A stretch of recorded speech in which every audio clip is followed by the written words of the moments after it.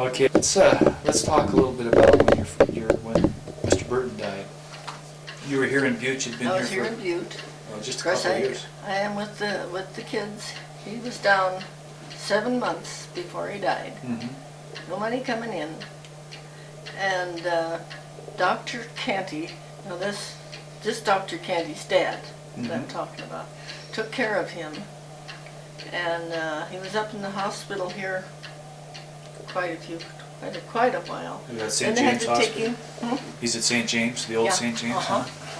So then my brother had to take him back to Rochester. They had to do something with him here. I couldn't go because I was pregnant. So my brother took him back.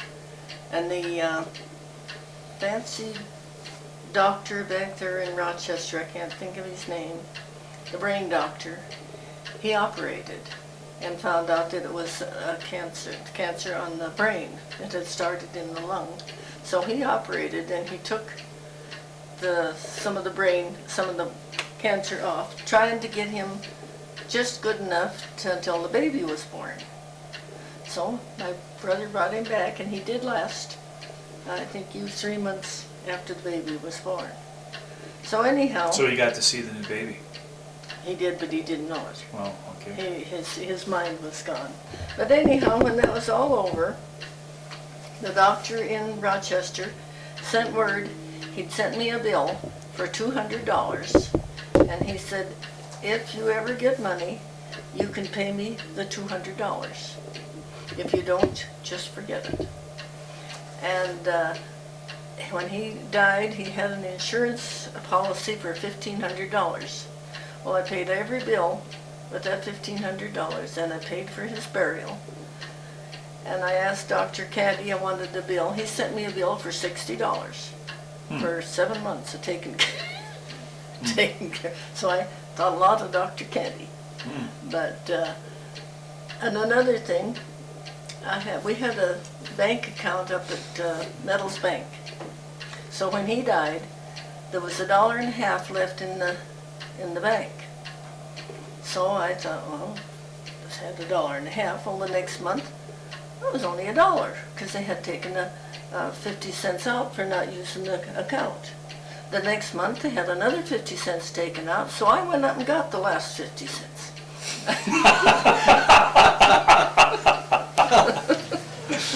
So I didn't have much to live on, but my folks were on a ranch, and I was never short anything to eat. Yeah. And then the iron workers took his tool chest with all these different tools and stuff, and they raffled that. Gave me money that. Somebody else had raffled off a fishing pole or something. So I never had any trouble. But you know what I had when it took about 2 months, maybe a month. I had $144 is what I got from the Social Security. That's what I raised those kids on. My 3 kids and me, we got $144 a month. And that was in the early 50s? That was not. Yeah. 49. And where did you live then when you were doing that? Down here on Massachusetts. So then when I married Sullivan, I didn't they still got their money, but I couldn't get any Social Security. I'd lost mine when I remarried. So he took care of me and the kids. He always used to say he was the father of 5 and the maker of none. Well, now, where was he from? Born and raised here in Butte. Is that right? What was his first name? James Sullivan? James Sullivan. And he was a baker his whole life? And his first wife had passed away after they adopted 2 kids. Yeah, she had a cerebral hemorrhage, got sick in the morning and died in the afternoon. How old was he when you met him?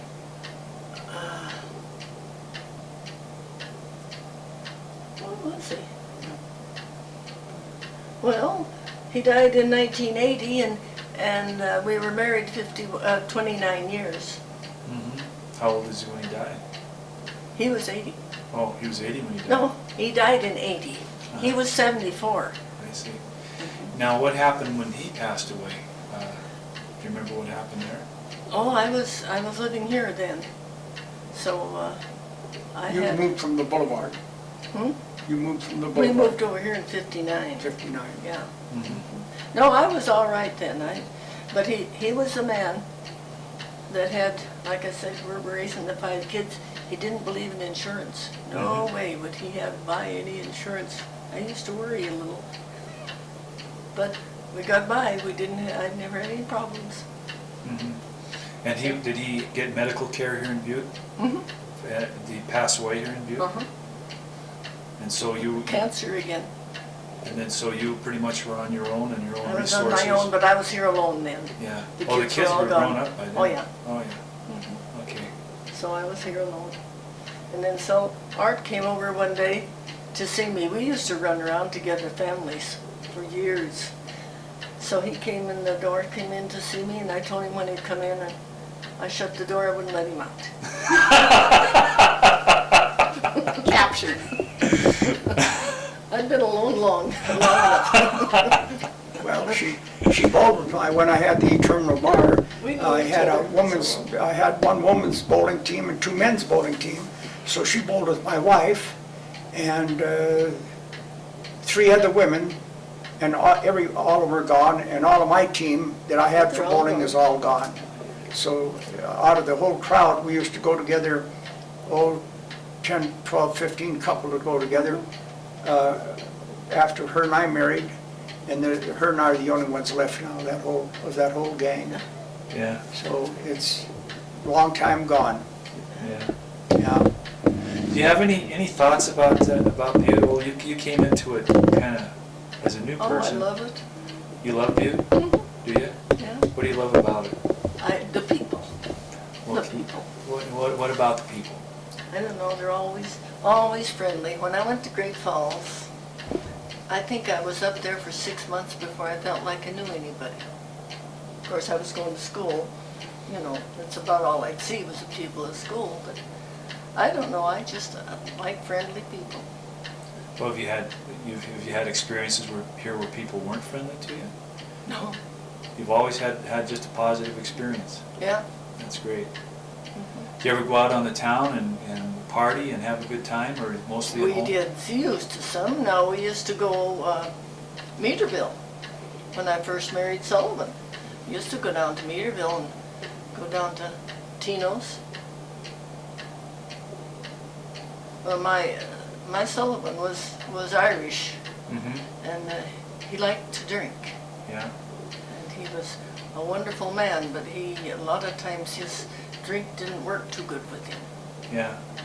Was Tino's a bar or a restaurant, or what was that? Restaurant, cafe. Is that right? But we never went out. No. The main place we went was the Terminal Bar where Art was running it. I'll be darned. And the bowling. I did bowling. I've been bowling for life, for a long time. I've been bowling for 50 years now. You still bowl? Yeah. No, we got to get in touch with Ray. Yeah. I don't bowl so good, but I'm in there. Well, That you can think of just being a girl on the ranch and everyday type things that I maybe don't know. people now just Well, wouldn't even think about.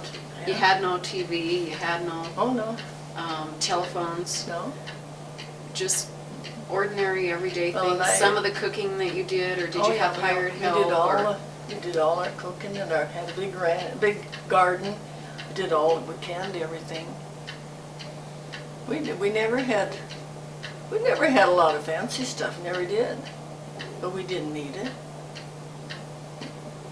I'd go on the school bus at 8 o'clock in the morning. We'd watch it come up on the hill here. My mother'd usually still be combing my hair when I'd have to get out on that bus. And we didn't get home till 5 o'clock. What time did you get up in the mornings? Did you have chores to do No, before you I left? didn't. I didn't.